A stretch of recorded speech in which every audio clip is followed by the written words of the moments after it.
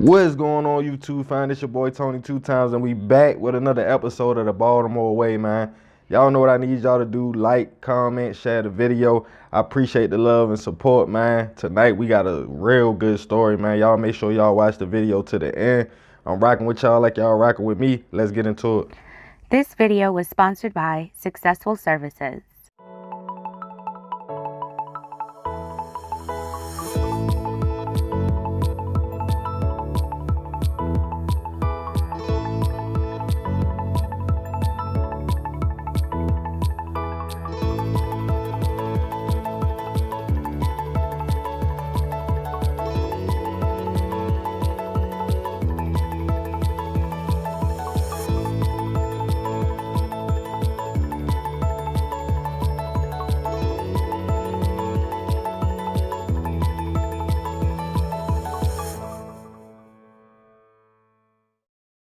Okay, so tonight we got Deitra Davenport, Eric Brown, and a couple other members of the BGF organization.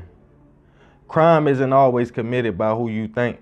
Take Deitra Davenport, a hard-working single mother, ambitious and focused, working at the same company for over 20 years. Or Tyrone Dow, who with his brother ran a car detailing shop on Love Grove Street.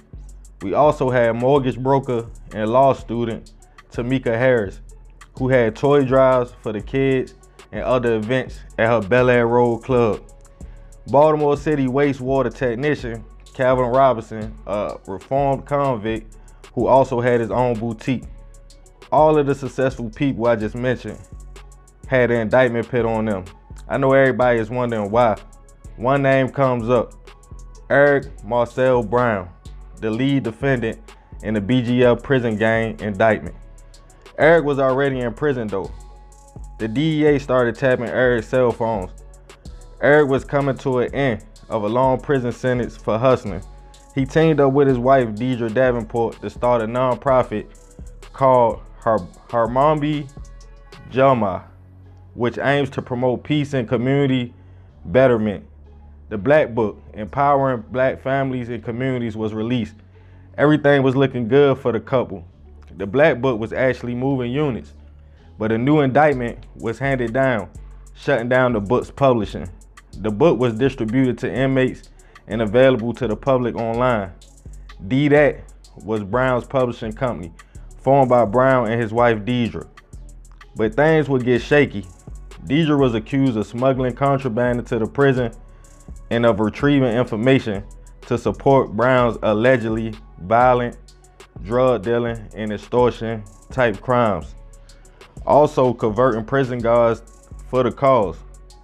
But where the organization messed up at, Brown had cigars, champagne, high-priced liquor, high-end meals, and cell phones in the joint. It was alleged that Brown still had the streets on lock. From himself, allegedly some of Brown's lieutenants was flooding the streets and had his people putting in work. One person that stood out was a youth mentor who was hustling on the side and following Brown's protocol, which sometimes included violence. Brown also had a side chick who, get this, her husband was locked up for a body, but he was even working for Brown and knew about their relationship. Also, the side chick helped with BGF finances, among other things. There was a lot of violence happening in the streets. Also robberies. The COs that was connected to the organization helped smuggle and report information to Brown. The organization actually had business-minded and responsible people in it. But the allure of the streets is a powerful thing. Brown's leadership style was unique, even having influence in other prisons. On one call, Brown sounded like a Malcolm X, telling one of his homeboys and his comrade it was big things about to happen, and revolution is the only solution, and wanted to get copies of his book to more people. But law enforcement connected the Black Book to the BGF. Even though the organization wasn't mentioned in the book, being called the family, some feel like Brown's book and influence helped bring people together in different gangs, even telling people it's prison or the grave. But prosecutors pointed Brown as a violent person and a drug trafficker.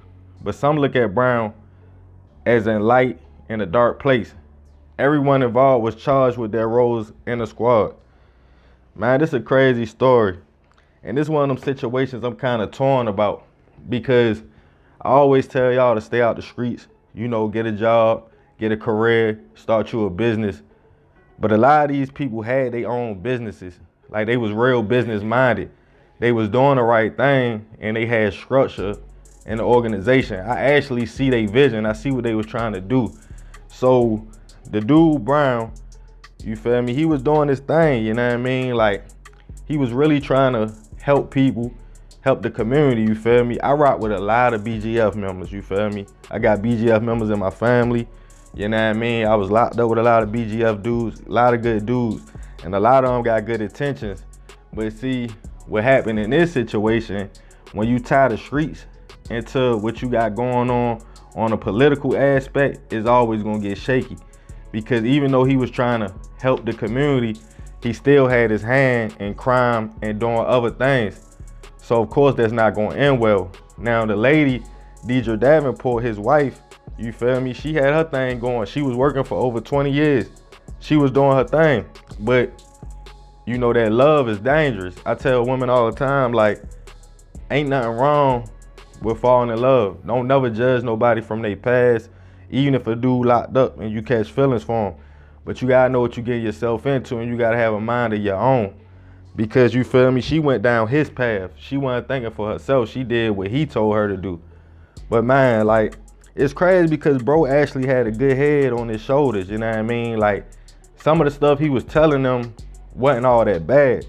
You know, I kind of agree with some of the philosophies he had, but like I said, you can't tie the streets into that, you feel me? And it's a crazy situation, because when I was reading the story, I'm like, dang, like, if bro just would have had a little bit more focus and not take it on the street level, who knows what could have happened. Like, the Black Book was actually selling, you know what I mean? He wrote the book behind bars, and people was feeling the book because he was uplifting the community and talking about different ways to make sure we keep the money in the community, different ways to be a leader, you know, different ways to start businesses and stuff like that. So at the end of the day, it wasn't all bad. So man, I'm bringing this story to y'all because I want to know what y'all think about this. You feel me? Like, leave your comments below. Do y'all think that Eric had good intentions, him and Deidre, or y'all think he just was using that as a cover up? That's how the police tried to put it. But y'all know they always gonna do that. They always gonna flip the narrative. So let me know what you think below. If you're new to the fam, be sure to subscribe, hit the notification bell.